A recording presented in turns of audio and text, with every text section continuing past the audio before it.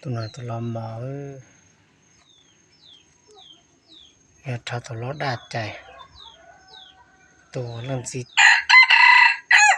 đi tôi sống ở bên chả là cái tư mong giọt trăng xưa từ hơi tạo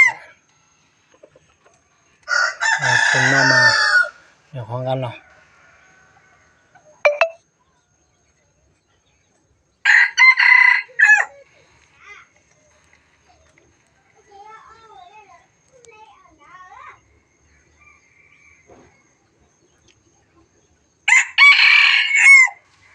đấy đi tàu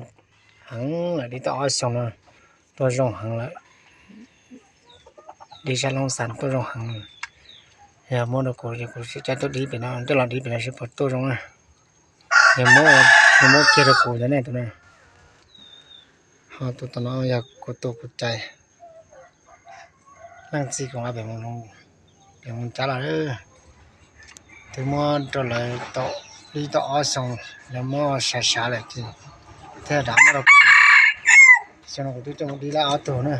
ta đi thầu ta cái gì sợ đó có trong khéo